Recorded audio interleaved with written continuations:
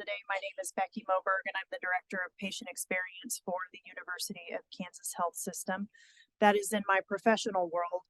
In my personal life, my younger brother, Ben, who was 6 years younger than me, died by suicide on April 23rd of 2014. So this topic is very near and dear to my heart for a multitude of reasons, certainly personally. So I want to thank all of you for being here. Thank you for being invested in this topic. Thank you for pouring your energy and time into listening and contributing and participating. I appreciate it immensely, both personally and professionally. So thank you.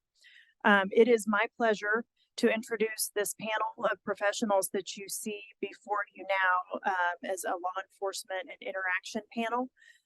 And there's a lot of experience on the stage. So I'm going to tell you a little bit about who these folks are. If you don't mind just raising, Jessica, we know who you are, but the gentleman, if you don't mind just raising your hand so everybody knows, can put a name with a face. So Jessica is an LMSW. She's an accomplished mental health professional with over 17 years of experience. She's made a lot of contributions to the field, including leadership roles at Johnson County Mental Health Center. Notably, she led the growth of the co-responder program, receiving accolades for her excellence in community service. So thank you very much. Jessica's vision expanded nationally with the launch of National Co-Responder Conference and internationally as the board chair of the International Co-Responder Alliance. She holds degrees from psychology from Kansas State University and social work from the University of Missouri, Kansas City. And even with that KSU degree, they allowed you to come onto this campus. So that's pretty nice. Pretty nice. Okay, Rob McKiernan. All right. Hello. So Sergeant McKiernan joined the Kansas Crisis Intervention Team Council in 2016. He's been with the Olathe Police Department since 2009. During his time with Olathe, he served as patrol officer, police explorer supervisor, field training officer, CIT unit officer, and patrol sergeant. He's worked closely with the Olathe Police Department Mental Health Co-Responder Program as it has been implemented and continues to evolve. And he currently supervises the Olathe Behavioral Health Unit, the Advanced Crisis Intervention Team. Okay, Mark Kenobi, Officer Kenobi. Thank you. He serves on the Kansas City, Missouri Police Department Crisis Intervention Team as lead instructor. He also serves on the Missouri Crisis Intervention Team as a regional coordinator and has special interest in de-escalation techniques and serves as an ambassador and advocate for those living with autism. Excellent. Okay, how about Philip Mathis? Thank you very much. Dedicated law enforcement professional with an illustrious 18-year career. He's currently serving as full-time crisis intervention team mental health police officer at the Kansas City, Kansas Police Department. Philip is deeply committed to ensuring the safety and well-being of individuals in mental health crises. Beyond his frontline duties, he's actively engaged in professional organizations dedicated to advancing mental health policing. He's affiliated with CIT International, the National Alliance on Mental Illness, and the International Co-Responders Alliance. Thank you so much for being here. And Andy Massey, directly to my right, is pinch hitting today. Thank you so much for doing this on short notice. We really appreciate it.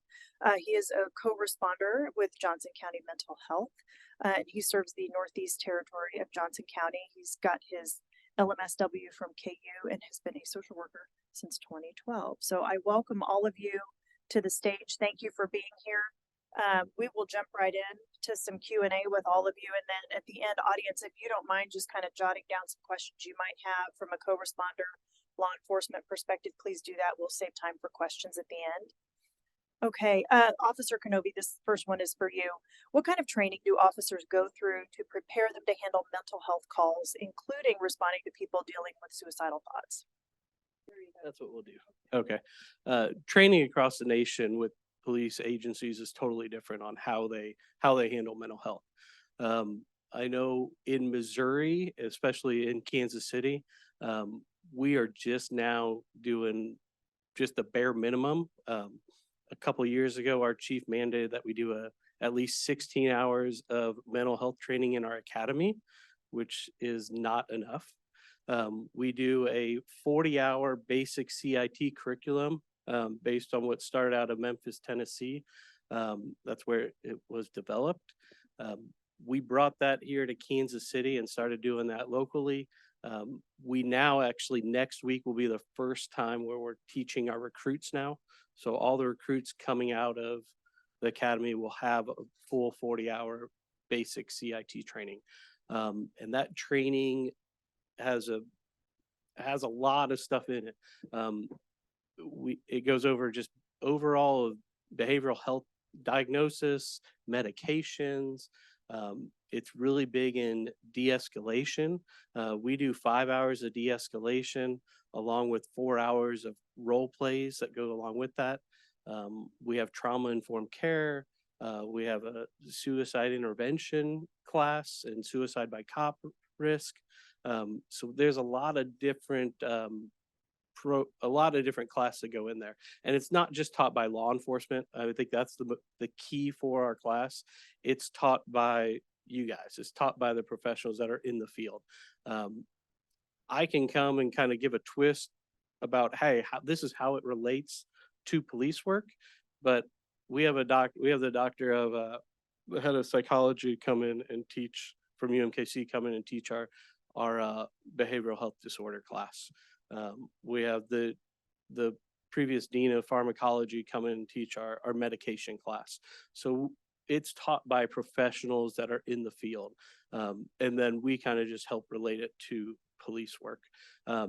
It's a great class. I know CIT International has debated on whether it needs to be in academy or outside the academy.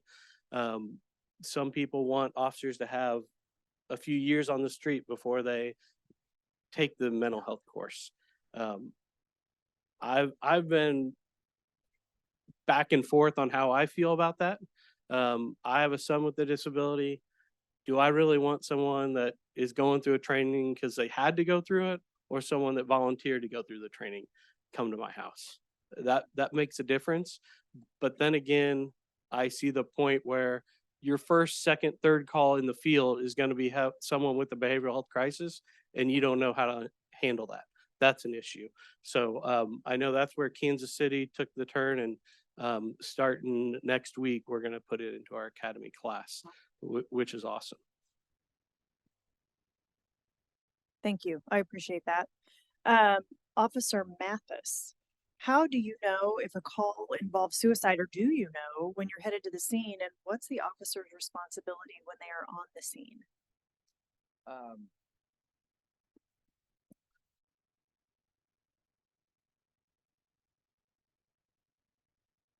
Can you guys all hear me?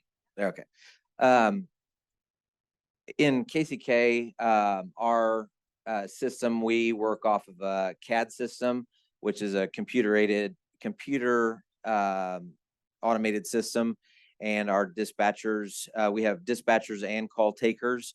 So when a person calls 911, the person they're talking to is not the person that is getting the information out to the officers. A lot of citizens are confused by that. You'll often hear people that when they're in crisis, or the people that are amped up and when they're calling 911, they're getting a lot of questions from those call takers about what's going on.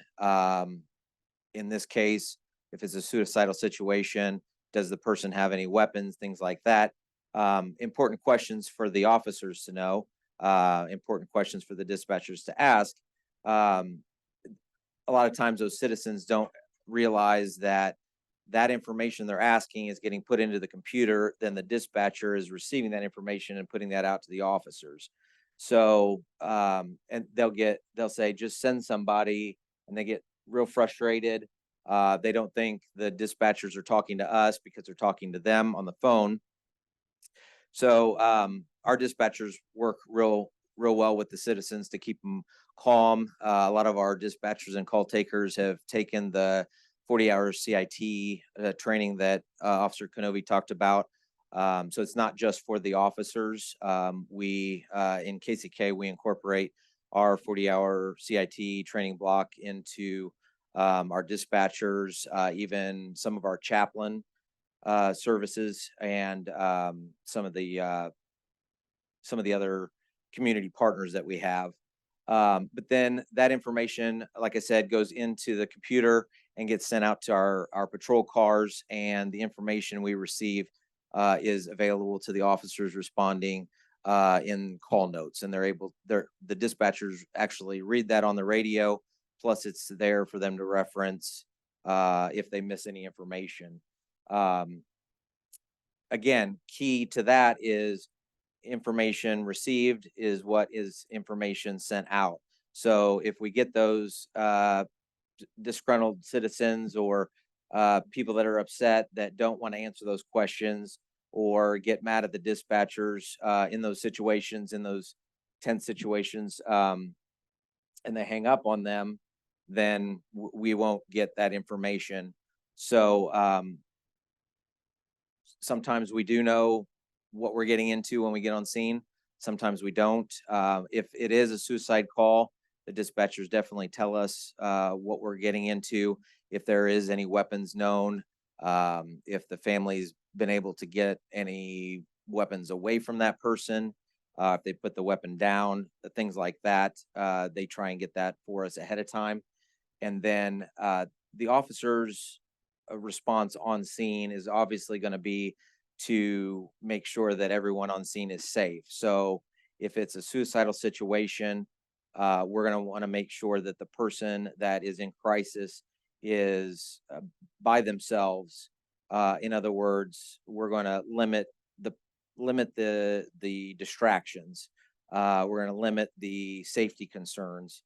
So if there's any family, friends, anybody else around that person, we're going to get them out of the scene and just deal with the person in crisis, and basically talk to that person and de-escalate the situation the best we can and go from there.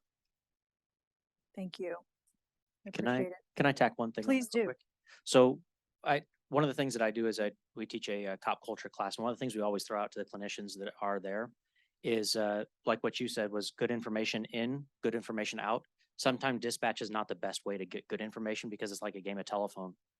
So if you can ask the dispatcher, if you're calling about somebody you're concerned about, that you want their welfare checked, give good information there, but also say, hey, can you have that officer call me before they arrive on scene? So if there's not an immediate, if there's not an exigent need for police to be there right then call.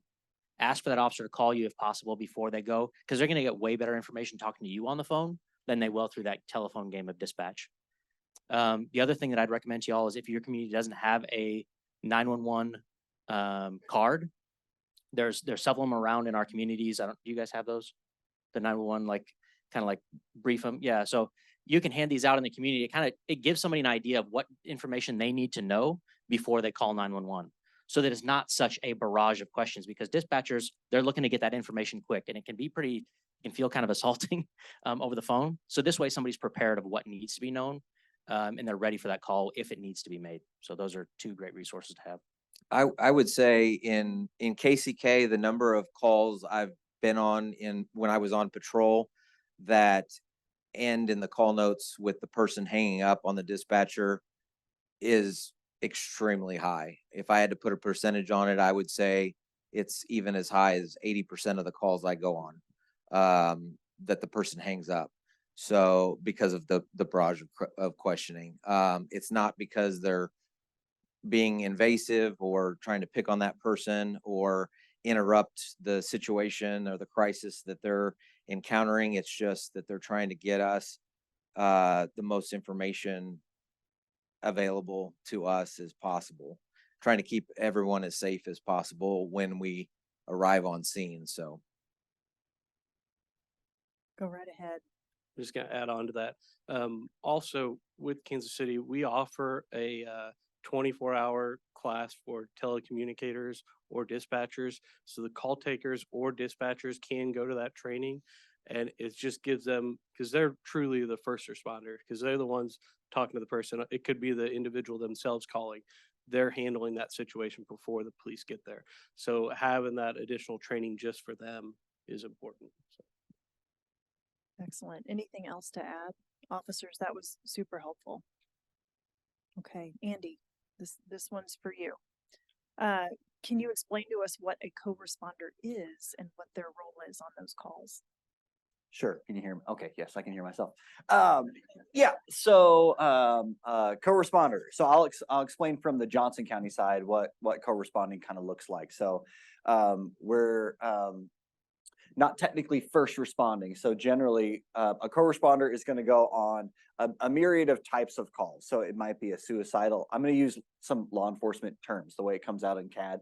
So when I say suicidal subject, I know that's not like the social work terms, but that's what it looks like when it comes out, is suicidal subject, mental subject, welfare checks. So generally the way it happens in my districts is I'm going to self-dispatch. So I drive my Johnson County vehicle to wherever the scene is. I carry a radio with me, and I'm scanning all those zones. So I'll hear something. So sometimes I'll be requested by the law enforcement, or I'll know it might be a more obvious call that's most likely going to need a co-responder.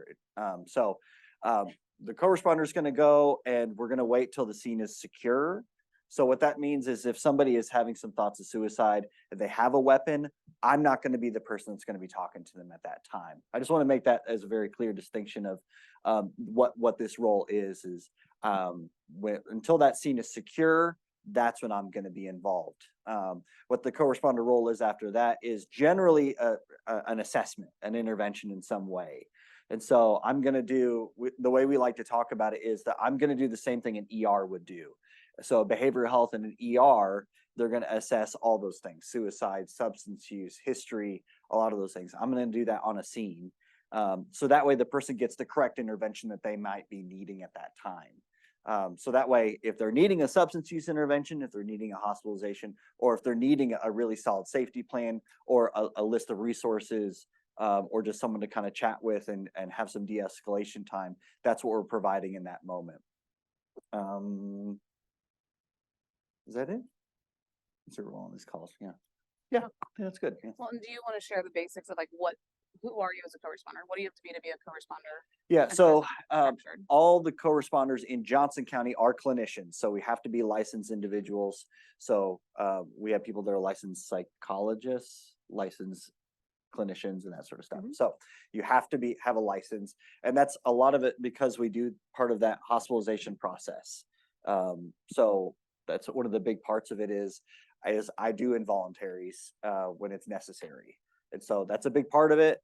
It sucks, but it is what it is. So I can do all that paperwork. I do all the testifying with the state and all that fun stuff. And in Johnson County, and it's similar or the same in Wyandotte County as well, it is a mental health center clinician who's embedded within the police departments. And so there's benefit to that because some programs we've seen across the country where they will employ them inside the police department. So they're one of the police department employees, but really that collaboration and that access to information is really valuable because we have access on the co-responder side to all of the information in our electronic medical record, which is over 30,000 unique individuals. And then we also, because of our process of hiring to go through background and polygraph on the police department side, we get access to their information too.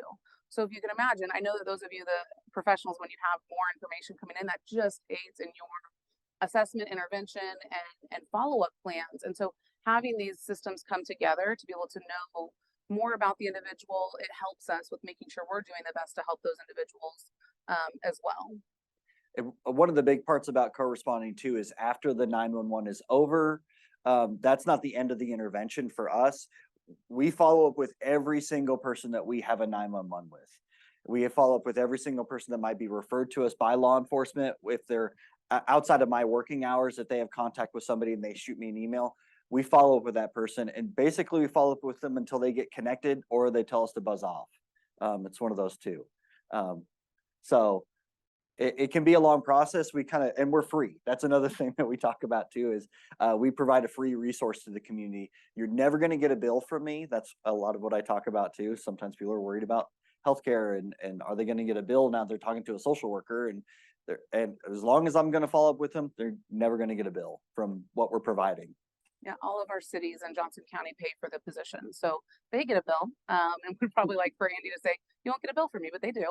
But that's, I think, just the value of the program as well, that they see that there's true value in having the professionals with them in the field, and so they're willing to pay for it, and they don't want the citizens to be burdened with that cost.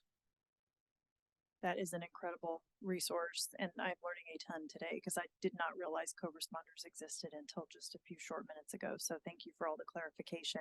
And like Jessica said, in KCK in Kansas City, Kansas Police Department, my partner is with the Wyandotte Center, and a lot of what we do mirrors Johnson County. Slight differences. Their jurisdictions, certain jurisdictions have in-car riders, whereas he mentioned he rides in a vehicle by himself and responds. My partner rides with me, so we have a two-person car, so I always respond unless one of us is off. We'll always respond with a dedicated officer and a dedicated licensed social worker. And then Andrea in KCK also, we will or can be, have been first responders on the call, or first to arrive. So it's a little bit different depending on the type of call or how close we are. We actually in KCK might be the first one there. Not to say that we won't request additional assistance or backup. I do drive an unmarked car that does have lights and sirens, but I don't have any way of transport anybody if we do need to go to the hospital. So we will request a backup officer to do any type of transports or an ambulance. And then Andrea does wear a bulletproof vest in KCK. I know a lot of you are all shocked about that in KCK. But my co-responder does wear a bulletproof vest. So. Thank you. Okay, Jessica. And certainly officers, I would invite you to, when she's done, kind of give your insight on this too. Jessica, why is it helpful for a co-responder to be on the call with officers, and what happens if a co-responder isn't available to go? So there are a lot of benefits to having a co-responder join an officer on a call. But I will say too that officers are well equipped. They have the training that Officer Kenobi mentioned, and experience to handle these calls as well. So there are many times that we don't have a co-responder on the call in Johnson County. We have 7 programs, 20 and a half positions. So we have pretty good coverage in our county. But again, when we aren't available, officers are going to do their same investigation, ask the questions. And what we recommend in Johnson County is that they call our crisis line that is connected to the mental health center. It's our 988 line as well, and invite us into that conversation to provide an assessment to the person. Not everyone wants to talk to us on the phone, or they want to. They might talk through the officer. So there's a variety of ways of how we can support someone through the crisis. But truly, the benefits of having that mental health professional involved in it is, one, we're shifting the crisis bond.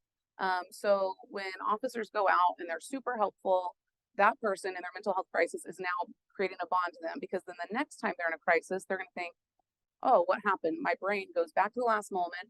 Officer Mathis helped me, so I'm going to call Officer Mathis. That's great. We want them to call someone and not be in those crises alone, but we would also like to shift it to the mental health system so that they're not just calling 911, that they know that 988 is available or other resources are available. So when we have the mental health professional as a part of that call, we can shift that recall and that automatic muscle memory that they're having with their brain to say, I'm going to call the crisis system instead of calling law enforcement. There's also benefits, like Andy was mentioning. We are licensed master's level professionals on the Johnson County side and Wyandotte. And so we can do that same assessment that's happening in the emergency room, minus, of course, having blood draw and drug screen, which is incredibly helpful. But there are many times that individual doesn't need to go to the emergency room to have that stuff done. We can make those assessments in their home. And really, it's a trauma-informed approach. Instead of officers being like, well, I need to take you to the hospital to get assessed by someone, we're bringing that to them, and we can do it in the comfort of their living room, a park bench at Price Chopper, like wherever this might be, wherever their crisis is, instead of them having to be transported, incur a cost, have time, all of that. Now, that system is really important, and we utilize it on our side as well. But if we can do that assessment for them where they're at, it's just going to be a more valuable intervention. And then we also like to share the decision making and liability amongst folks, because these are really intense calls.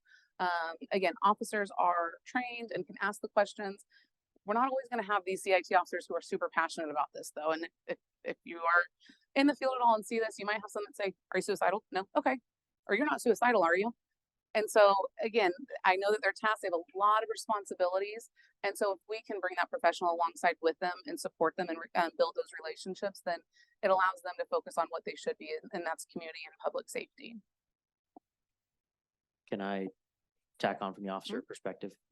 So we've had a co-responder program in Olathe for about 12 years. And a couple of huge pieces that are great about having the co-responders embedded with the PD is the culture change that I've seen happen. We are very much monkey see, monkey do. In law, I hope you guys agree with that too. Yeah. Okay, we are. Yeah. So when the co-responder's not there, after them being there for 12 years, if they're in training, if they're off for the day, if they're just not scheduled, most of those officers have had experience going to calls with them, and they've seen them do quality suicide and like assessments. And they're not doing an assessment the same way, but they're asking more questions. So instead of saying, "Hey, are you thinking about hurting yourself? Are you thinking about hurting somebody else?" They're saying, "Well, have you ever had thoughts about suicide? When was the last time that you had those thoughts? Do you have a plan right now? Okay, with that plan, do you have any means to carry that out? Where are those means at right now? How can we secure those? Let's get you on the line with crisis line," right? So it looks like a totally different interaction than what it did before. And it's because of that trust and that relationship that's developed within the police department with those co-responders. So that's a huge benefit for us, that even when the co-responder is not on the scene, not able to provide those assessments in person, we've still learned a lot of that language and a lot of those questions to ask, because we're very, very curious individuals. That's probably why we like being police officers. So when we're done with the scene, we'll ask the co-responder, like, "Why did you ask this thing? Why were you so curious about this?" So it works out really well to have that partnership. Excellent. Anything else to add? Anybody? Okay, thank you. Okay, Sergeant McKiernan. How many of the individuals that you're responding to do you bring to the hospital? Do you have a rough estimate? And what happens if they don't come to the hospital? I don't have phenomenal numbers on just incidences involving somebody thinking about suicide or having suicidal ideation. What I did pull was just our overall transport numbers. So to give you some context, over the last 2.5 years or so, we've had 5,000 or over 5,000 contacts. About 3,100 of those were calls for service.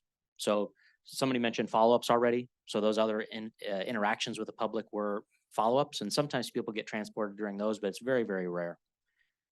So I just went with the calls for service, and about 29% of calls for service, somebody is transported someplace. However, only 18% of those are going to a community hospital. So, 61% of those are going to a facility, 18% of total calls for service. So 18% of total calls for service are going to a community hospital like Olathe Medical Center, KU Med, one of those type of situations. The other ones are going to either a private hospital, a free resource, a community support. So it could be that we go directly to Johnson County Mental Health. It could be that we go to RSI. Could be that we go to ADU, or maybe we're interacting with a veteran that we actually can get them straight into the VA instead of going through a community hospital. So there's a very small number. So like 11% go to non-community hospitals of total calls for service, and 18% go to community hospitals out of total calls for service. So it's a pretty small number that are actually ending up in hospitals. So what happens with the rest of the individuals? I can't speak to these guys. I hope they can maybe speak to this part. I know for my unit, and these are just my unit's numbers, not the whole PD. I should have clarified that. I apologize.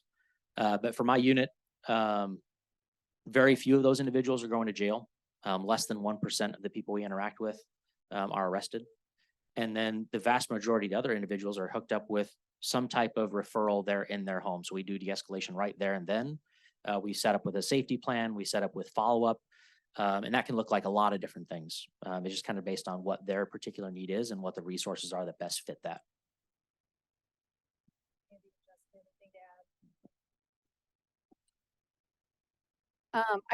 I think the biggest part with that is that I think especially like hospital systems, you guys are flooded with individuals coming from all over the place. And we've had some hospitals in our area that often think that that's only law enforcement bringing them in. And truly it's not.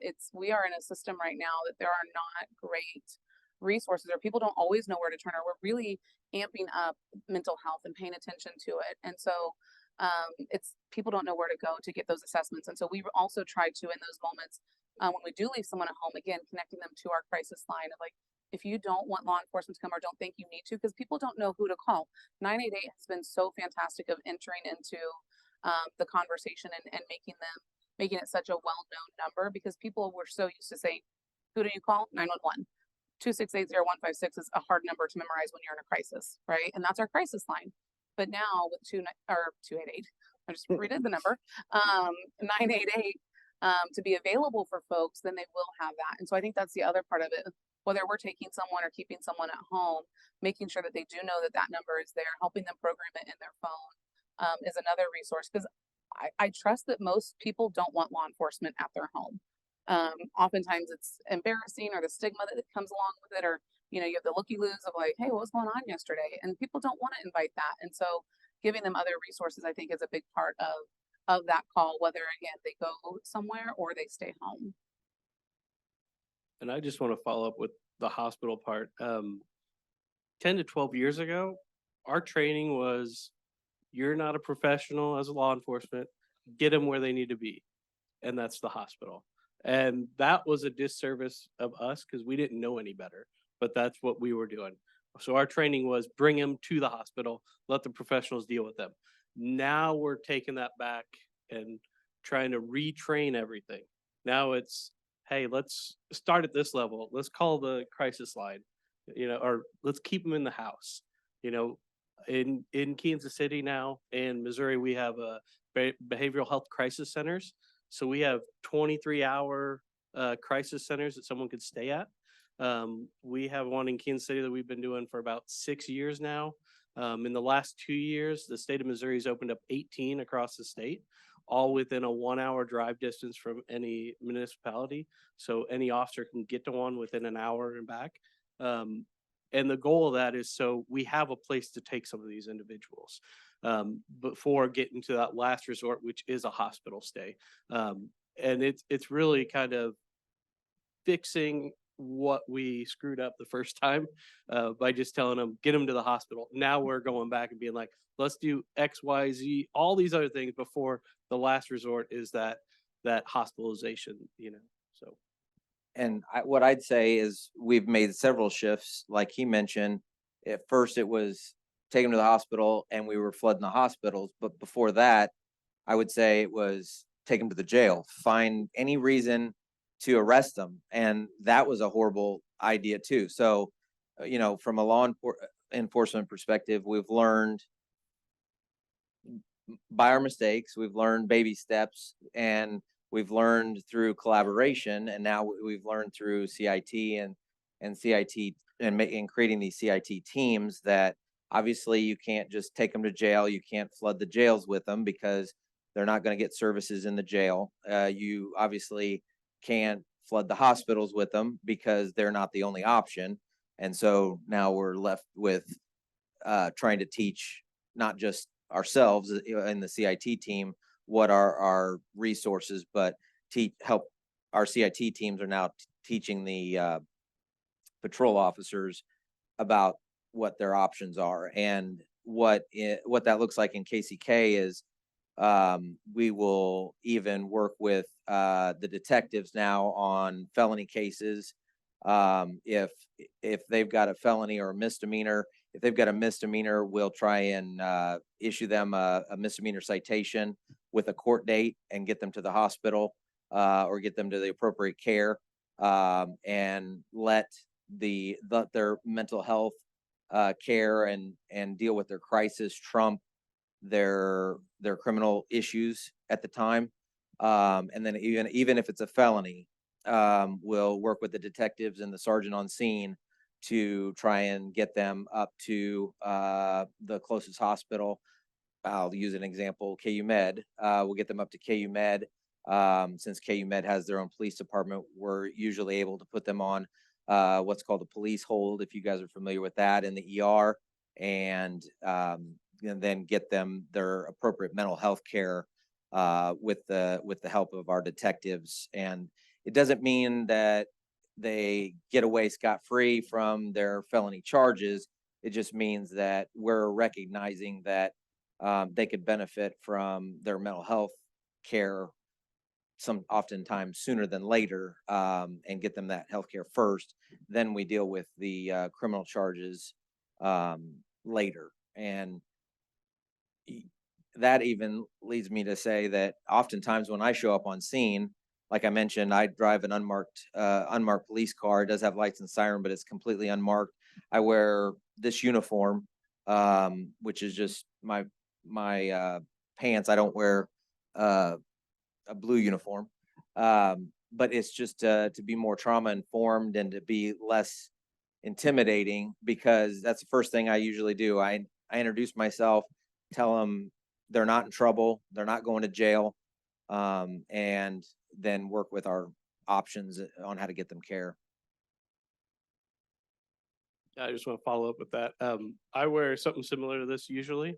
I have actually transported someone to our Kansas City Assessment and Triage Center, and they got out of the car and they go, "What agency do you work for?" And I was like, "I'm with the police department." They're like, they were surprised they were actually in a police car and I was a police officer. So, which was a great thing, Yeah. because I think if they had that, they might not have came with me or went with me there. So.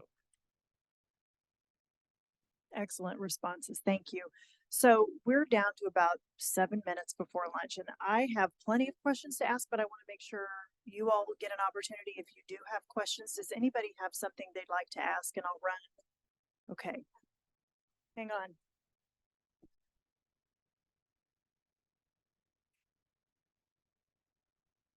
Do any of you respond in schools, and are you partnering with school like SROs for that? Yes. Just kidding. But yeah, I mean, co-responding, we will. We'll respond in schools if it's necessary. If police get called, we'll respond in schools. And I mean, I know in Overland Park, the SROs are part of the police department. And so they're integrated in schools. And absolutely, if I ever go to a school, I'm handing out my card like it is Halloween. Just because I want to make that connection with those people. If they have somebody that they're having trouble with and they want to talk about what does that intervention look like, because that disconnect can happen from school to home sometimes. However I can help and be notified of what interventions are needed. So it's most common for the schools to request the SRO to get involved, and then the SROs know to reach out to the co-responders to access them if they need it as well. Just because, again, in Johnson County, they are connected with the police departments, and so that's usually how we will get the information to come to the school in the moment. But we've also built really good relationships with the school, so they know that we can collaborate, even if it's not, we don't need something in that moment, but we're worried about follow-up care. There's a lot of great collaboration that can happen there too. Great question. Excellent. We also offer like a youth CIT class, because de-escalating a juvenile is a lot different than an adult. So we offer a 32-hour class on that. And then while I'm on that, we do a veteran class as well, just specifically for veterans. And then I think I mentioned the telecommunications. So we've got trainings to kind of key in on certain populations. My question has to do with how does CIT, or do they have a built-in curriculum for self-care for you all as first responders, responding to obviously very difficult situations? I know all officers do and co-responders do probably as well, but is there anything in the CIT curriculum built into the 40-hour training that talks about or helps people create like a self-care plan so that you can continue to do the work that you do? And thank you for what you do. Thank you. That was one of the very unique things that came out of CIT that I think law enforcement wasn't expecting, was there's so much need, like, hey, I need help myself. And officers are really open about that now and eager to get help, which before the culture was, hey, keep it in, suck it up, buttercup, keep going forward, don't talk about it. So now that is something we do. We do at least 2 hours of officer wellness within our training. And as far as the Missouri State Council, we actually have a officer wellness panel. So, and then a committee, and we actually created a first responder provider network. So we got a group of clinicians that want to work with first responders. They come to us, they'll fill out an application, we vet them, make sure they're culturally competent to deal with law enforcement officers or all first responders. If they pass the test, then they move on, and they're one of our preferred providers that we offer officers. And we have a website that we put them on, so officers don't really get discouraged to go to that. They can go to that, they can reach out to that person individually. So even if you're in Kansas City, but you're worried it's going to get back to your agency, you can contact someone in St. Louis, and sometimes they'll just do a virtual thing with you. That way officers are getting the help they need. And then we've seen a lot of peer support programs developed as well out of CIT. I think that was kind of the driving force for that was the CIT program. Yeah, in KCK, we have a full-time officer wellness position, and incorporate officer wellness into our CIT 40-hour CIT program, and then our peer support program is through our FOP, Fraternal Order of Police, which is a little different than some agencies do it, but our FOP decided to run our peer support, so it was kind of removed from the police department to try and instill a little bit of a trust with the officers and staff to go to the peer support if they need that assistance. We're almost out of time, but Jessica, you have stuff. Yeah. Did you want to share your stuff? Yeah. Okay. So these are kind of went along with the resources that we mentioned earlier, of when we leave someone at home. And really, we only started using these in the last 3 years. So it's amazing the work that we've done over the years in the community and not had the tangible resources of really having to be creative. So we try to safety plan and focus on the least restrictive environment, just like I'm sure most of you, if you work in that crisis setting as well. And so these are things that help us. And so wanted to share them with you all in case it could be helpful for your work. So this is Datira. It is a type of, it turns into a solution, but it's a powder that you can put old or any medications in, and you put water in it and it will help them to dissolve safely so that they can be safely disposed.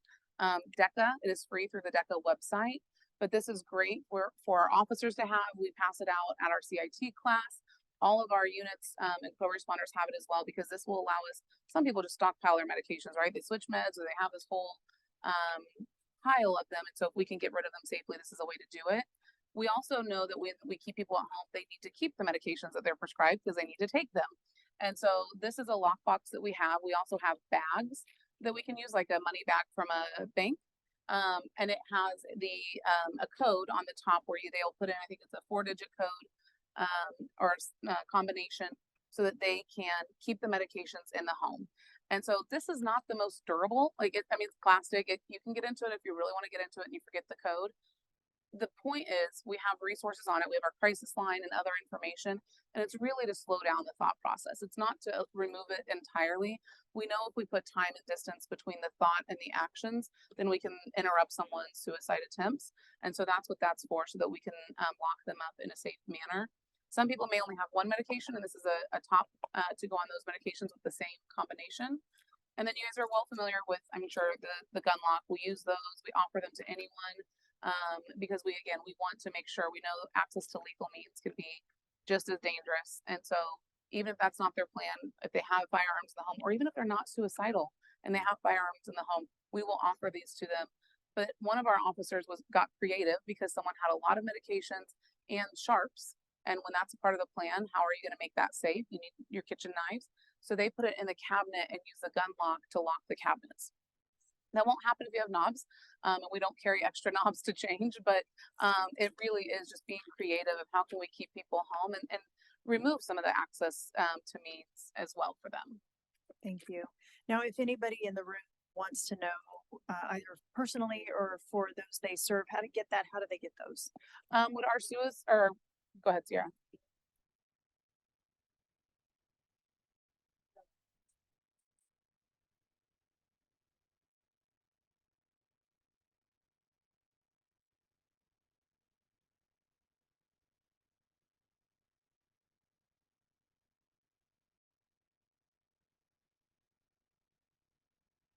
So